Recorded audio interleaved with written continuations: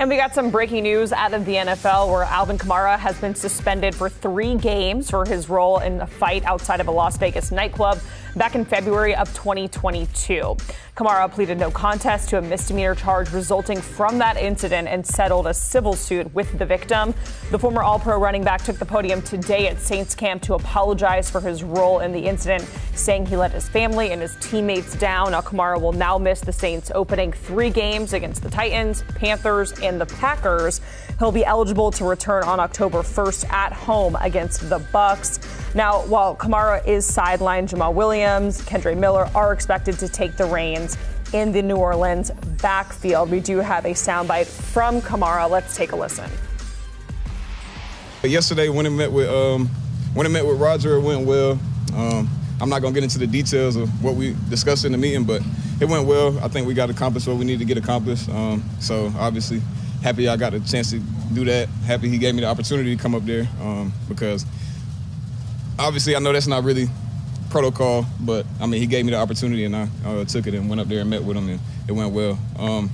On to the Las Vegas incident. Obviously, I haven't talked in a while. It's been a couple months, 18, 19 months that I've been dealing with this ordeal, obviously.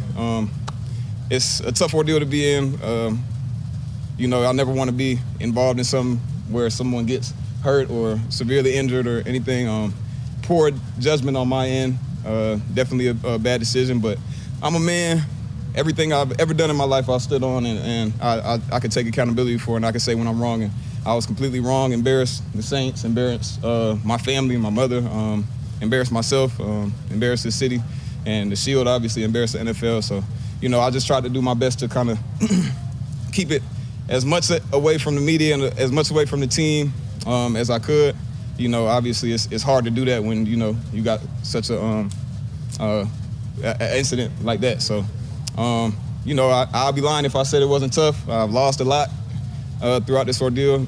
Definitely not looking for any pity, not looking for somebody to give me a pat on the back and say it's okay. I know what I did. I know what I was involved in, and I definitely take responsibility. And that's part of being a man and growing. From here, I just got to make the right decisions and make the right choices. So that's kind of what I got to say about that. So now, let's talk about football. All right, Alvin Kamara taking responsibilities for his actions there. But how does this whole incident impact fantasy? We have our fantasy expert, Dave Richard, here with us on HQ. Alvin Kamara missing the first 3 games of the season. He's going to return in week 4 against the Bucs. So the big question, Dave, is how or when do I draft him? He's moving up in the rankings because we were expecting a suspension a lot larger than 3 games. So at one point we were taking him as late as round 7 or 8, figuring he's going to miss half of the fantasy season. Remember, half of the fantasy season is a third of the NFL regular season. So this was something that was going to be catastrophic for his value. But that's out the window now. If he's only missing 3 games, he's going to have a get-back game week 4, so you can't really feel good starting him, especially against Tampa Bay. But now that we've got him from week 5 on, theoretically, he's got a chance to come back and be pretty close to what he was in 2022. What was that? Last year, 14.1 PPR points per game, 10.39. Those were career lows for him, Jacqueline. He lost over 3 points per game in both formats from 2021 to 2022. Why did it happen? He didn't score as many touchdowns. He didn't get as many targets. I don't see either of those things changing. So there's going to be people in fantasy drafts, they're going to be more excited to draft him now because he's only missing 3 games. I won't quite be one of those people. He's been great for fantasy before, but not only do the Saints have Taysom Hill, who's going to steal touches at the goal line, Jamal Williams is there too. We just saw him score 17 touchdowns in 2022. They're both going to take work away from Alvin Kamara in short yardage, and we don't think he's going to get a lot of targets given what this receiving core looks like in New Orleans. I can't get excited about him. I'm thinking round 5 is the absolute earliest I would go after Alvin Kamara in a PPR league or in a non-PPR league, and that's just not where he's going to go. People are going to get excited about him. They shouldn't be. He's not going to be as good as he once was for fantasy. So you mentioned Jamal Williams. You just saw the graphic there. He led the league in rushing touchdowns last season, and he was going to be behind Alvin Kamara before the suspension came down. Well, behind is a little, it's a different term. Where on the field are we talking? If we're talking the 50-yard line, then yeah, I think Jamal Williams is going to be behind Alvin Kamara. You want to have that special talent that Kamara has. But when they get to the goal line, the 2, the 3, I mean, the Saints have infinite options there. They could dive with Derek Carr. They can give Taysom Hill the ball. That drove everybody crazy. But Jamal Williams was really good in that short yardage goal line role.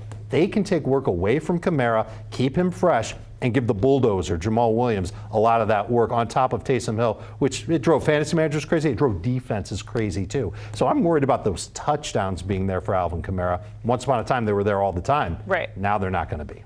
So if the suspension is lower than what you thought it was going to be, how much does it impact Jamal Williams, in your opinion, in terms of fantasy? Yeah, I mean, it makes Williams a guy that you'll draft, hoping that he plops in the end zone at some point in the first 3 weeks, and then after that, he's going to be on your bench. So one of those running backs that you could take in the double-digit rounds if you're going 0 RB, you want to wait on drafting a quarterback, load up on wide receivers early, then you target Jamal Williams and you start him as your RB2 for the first few weeks of the season. The 3 games that Kamara is missing, they're pretty favorable matchups against Tennessee, Carolina, and Green Bay. I don't see any of those teams being dominant against the run. So Jamal Williams will have a chance to score in each of those games. Might get you around 10 non-PPR points. And because Jamal Williams doesn't catch the ball, he will also get you around potentially 10 PPR points. A guy that you can draft late, potentially start, and then forget about after week 5. Let's talk about some other aspects of this New Orleans offense. Michael Thomas, other receivers. How is this news with Kamara impacting them in terms of fantasy? This is another person that's going to take some targets away, but we knew that once Kamara came back, he would get some targets. I've got him projected for 3.3 catches per game. It's a lot lower than where he was earlier in his career. That means that there's still going to be a lot of targets to go around to Olave, who's a big-time breakout candidate, to Mike Williams, to Juwan Johnson, and also to Jamal Williams. I mean, Jamal Williams can catch a little bit, too. I don't think he's going to get much from week to week. But the Saints, just like they have options at the goal line, they've got options in the passing game. It wasn't always that way. They used to have it very concentrated when Sean Payton was the head coach. Almost every pass either went to Michael Thomas or Alvin Kamara. There was a season where it was that. Now they've got some options, and that'll hurt Alvin Kamara. I think Olave is still going to be drafted in round 3. Michael Thomas, a boom-bust pick in the middle of fantasy drafts. All right, Dave Richard joining us here on CBS Sports HQ. If you're just tuning in, we are following that breaking news out of the NFL. Alvin Kamara suspended for the first 3 games of the season. Dave explaining how that is going to impact fantasy, and you thought it was going to be more. I thought it was going to be 6 games, and we'd take Alvin Kamara in round 7 or round 8. Now that bumps up a little bit, but I still think people are going to reach for him. He's not worth the top 50 pick. Okay. All right. Thank you so much, Dave. We appreciate it. Good stuff as always. Getting a look at the odds to win the NFC South from our partners, our friends over at Sportsline. The Saints, they actually have the best odds to win, the shortest ones at plus 120, followed by the Falcons, Panthers, and the Bucks. We talked to Pete Prisco a little bit earlier, talking about who could really win. He said it all comes down to QB play, so we'll see what happens. But again, the Saints, their win total at 9.5, favored to win the NFC South at plus 120.